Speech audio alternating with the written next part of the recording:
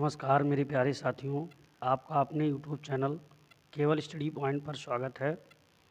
मैं आप लोगों को आज कक्षा 10वीं का बहुत महत्वपूर्ण टॉपिक पढ़ाने वाला हूं। इसमें आज हम लोग रचना करना सीखेंगे। ये यूपी बोर्ड के एग्ज़ाम में 4 से 6 नंबर का एक क्वेश्चन पूछेगा, या तो 4 नंबर का या तो 6 नंबर का। तो आइए देखते हैं। ये रचना करने के लिए हमारे पास उपकरण है। ये प्रकार है, पेंसिल लगी हुई है, ये चांदा है जिससे एंगल बनाते हैं, इम्पॉर्टेंट रोल ये स्केल है, पटरी है। तो सबसे पहले हम लोग क्या करेंगे कि सावधानी जो बरतनी है, इस प्रकार में इस पेंसिल को लगाना है अच्छे से, और इस तरह से लगाना है कि ये नोक बराबर रहे, मतलब प्रकार की नोक और पेंसिल की नोक आपस में बराबर रहे। पेंसिल कसा हो, ढीला ना हो, वरना गलती होगी, इधर उधर जाएगा। अब आगे बढ़ते हैं हम लोग।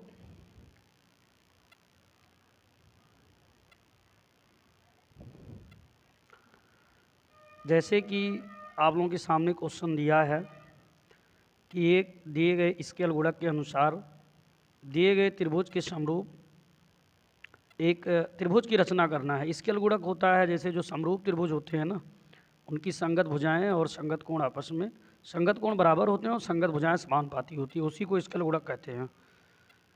त्रिभुज की रचना करना है, समरूप त्रिभुज की। प्रश्न है कि 4 सेमी, 5 सेमी, 6 सेमी भुजाओं वाले एक त्रिभुज की रचना कीजिए, और फिर इसके समरूप एक अन्य त्रिभुज की रचना कीजिए जिसकी भुजाएं दिए हुए त्रिभुज की संगत भुजाओं की 2/3 गुनी हों। 2/3 का मतलब अगर ऊपर वाला छोटा है, नीचे वाला बड़ा है, तो जो त्रिभुज बनेगा वो दिए गए त्रिभुज से छोटा बनेगा। तो आइए अब हम लोग देखते हैं। सबसे पहले एक रफ कार्य करेंगे। रफ कार्य क्या है कि एक त्रिभुज ABC बनाएंगे।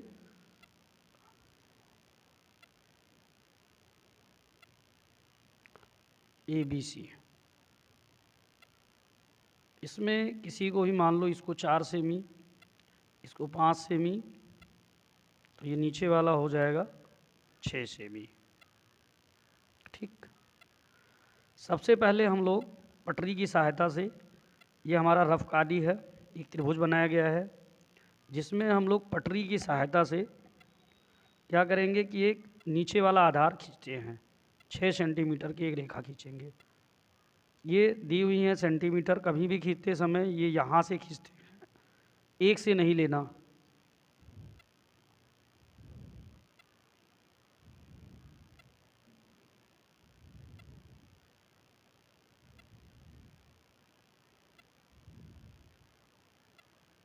एक ये 6 पर लेंगे और एक ये यहाँ जहाँ से स्टार्ट होता है, इसे मिला देंगे, तो ये 6 सेंटीमीटर का हो सकता है, बनेगा। एक चीज़ और, आप आधार कोई भी भुजा इसमें से ले सकते हैं, चाहे 4 ले लो, चाहे 5 ले लो, चाहे 6 ले लो, कोई भी ले लो, कोई दिक्कत नहीं है। अब हम लोग क्या करेंगे कि 6 सेंटीमीटर की एक रेखा BC तैयार हो गई।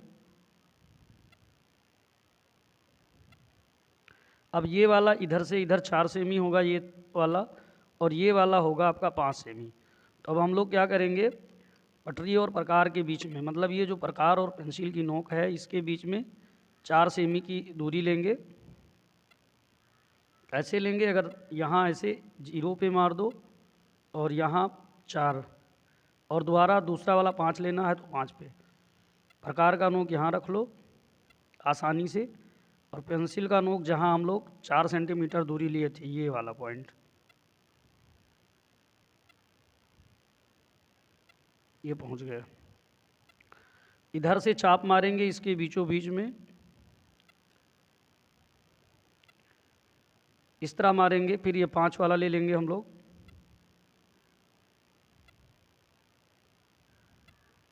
ये 5 है, ये नाप लेते हैं, 5 है। इधर से चाप मारेंगे, फिर हम लोग पटरी की सहायता से इसको मिला देंगे।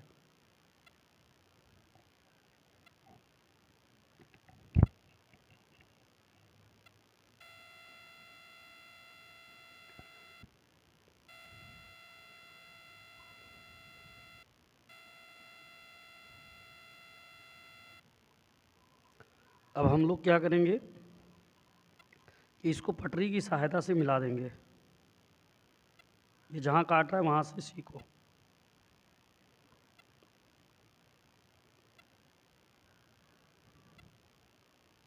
और फिर इसे भी मिलाएंगे। चाप मारने से, क्योंकि जो चाप होता है चाहे जहाँ काटेगा तो वो वृत्त की त्रिज्या समान होती है, एक वृत्त बनेगा तो चाहे कहीं भी काटेगा तो बराबर रहेगा। इस प्रकार से इसको हम लोग ये मान लेंगे। अब एक अन्य त्रिभुज की रचना करनी है, तो एक अन्य त्रिभुज की रचना करने के लिए इसे छोटी त्रिभुज बनेगी। सबसे पहले इस भुजा से चाहे इस भुजा से चाहे इस भुजा से, तो आसान यही रहेगा, इससे एक न्यून कोण बनाती हुई रेखा खींचेंगे। न्यून कोण का मतलब जिसका मान 90 अंश से कम हो। ठीक, इसको हम एक किरण मान लेंगे, इसका नाम AX रखेंगे। अब हम लोगों को एक चीज़ ये विशेष ध्यान देना है कि जो त्रिभुज बनेगी वो 2/3 गुनी होगी। तो दोनों में देखेंगे बड़ी कौन है, 3 बड़ी है ना, तो इस पर 3 बराबर भाग लेंगे। बराबर भाग लेने के लिए हम लोग कोई भी चाप ले सकते हैं, इसमें कुछ भी, या ऐसे रखेंगे यहाँ, मतलब जितना आपका मन कहे उतना ले लें। इस प्रकार से लें कि जो आपने किरण खींचा है इस किरण पर ये आ जाए। ये पहला भाग, दूसरा भाग और तीसरा भाग, ये 3 बराबर भाग कट गए। अब हम लोग क्या करेंगे कि इसको, ये B है तो इसको हम लोग B1, B2 और B3 मान लेंगे। अब B3 को इससे मिला देंगे।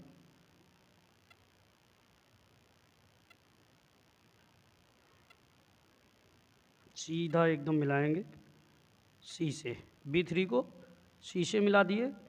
अब उसके बाद में क्या करेंगे, एक तरफ 2 भाग है, 2/3 है ना, तो एक तरफ 2 भाग, एक तरफ 3 भाग। अब यहाँ हम लोग प्रकार रखेंगे और इतना चाप लेंगे कि कोण बना ले जाएं। तो थोड़ा टाइट करते हैं,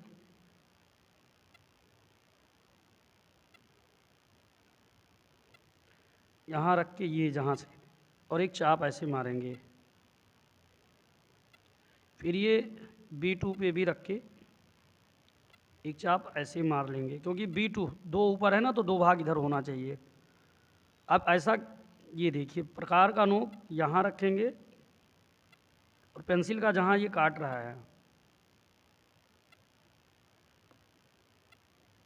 ये लगभग काट रहा है, फिर यहाँ ऐसे मिला देंगे। अब ये जो B2 है, B2, इसको ऐसे इस B2 बिंदु को जहाँ ये काट रहा है उस बिंदु से आगे बढ़ा देंगे। ठीक,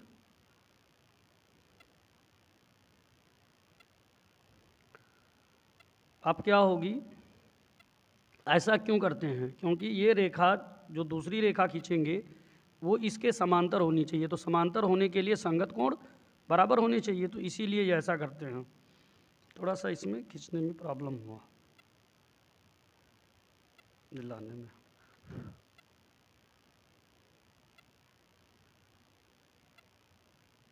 इसीलिए एंगल लिया जाता है। अब ये आ गया पॉइंट आपका।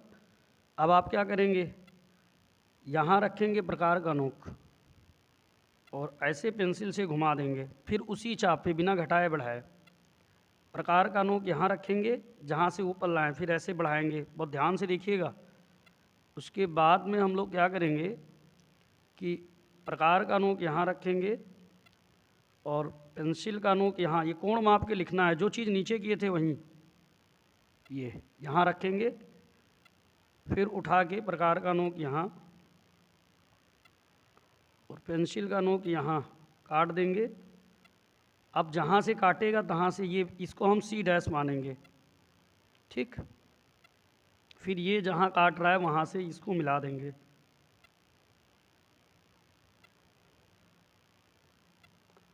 अब ये देखिए AB भुजा को काट रहा है, तो इसको हम लोग मानेंगे ये डैश।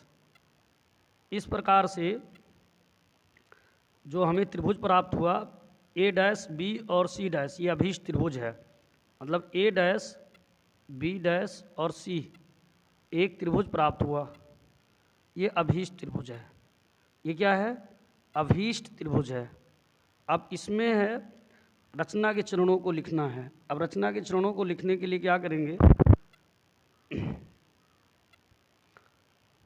सबसे पहले हम लोग क्या किए हैं? सबसे पहले हम लोगों ने एक त्रिभुज बनाया है ना, तो ठीक,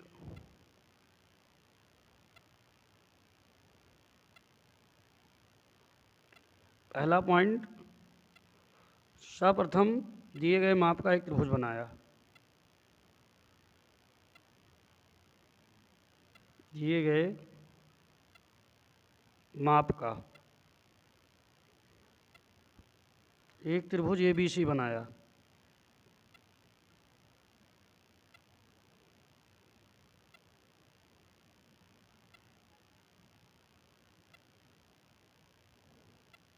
उसके बाद क्या किया गया? ये BC से, भुजा BC से कोण CBX, एक न्यून कोण,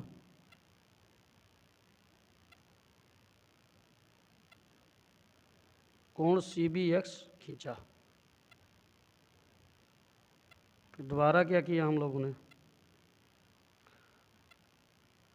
फिर देखिए जो क्वेश्चन दिया है उसमें 2/3, तो इसमें 3 बड़ा है ना, तो 3 बराबर भाग किया। ठीक, अब किरण BX पर, ये किरण BX है, यहाँ से लेकर के यहाँ तक 3 बराबर भाग लिया। 3 बराबर भाग लिया। ये बराबर भाग कौन कौन से हैं? B1, यहाँ से यहाँ तक, जितना बड़ा ये यहाँ से यहाँ तक है उतने बड़ा ये, बराबर B1, B2 बराबर B2, B3, 3 बराबर भाग लिया। उसके बाद में क्या किया हम लोगों ने? जैसे जो किए हैं वैसे रचना के चरण में लिखेंगे। B3 को C से मिलाया। उसके बाद में हम लोगों ने क्या किया? उसके बाद में हम लोगों ने B3 C के समांतर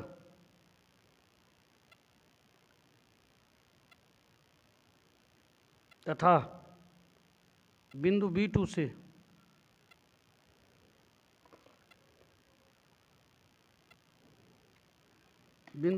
से होकर जाने वाली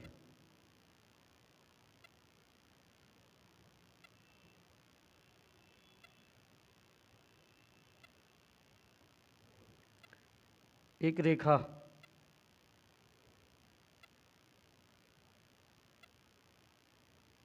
खींचा जो BC को, ये BC है ना, BC को बिंदु C डैश पर काटती है या प्रच्छेद करती है,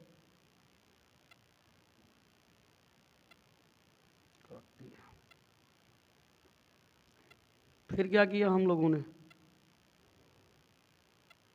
अगले पॉइंट पर ये एक अन्य रेखा खींचा है ना, CA के समांतर, CA के समांतर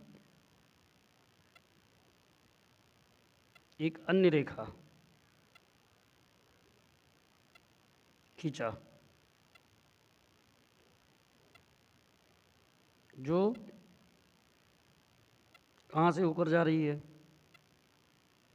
जो C डैश से होकर जाती है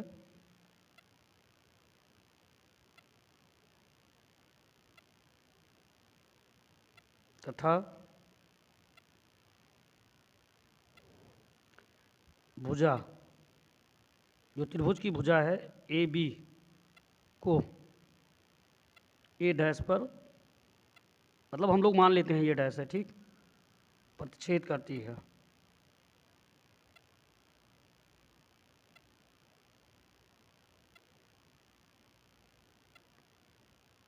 ठीक, इस प्रकार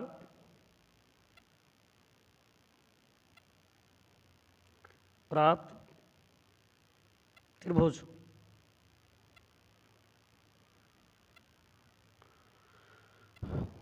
ए डैश बी सी डैश अभीष्ट त्रिभुज है, मतलब जिस प्रकार से त्रिभुज बनाना था उस प्रकार से बन गया।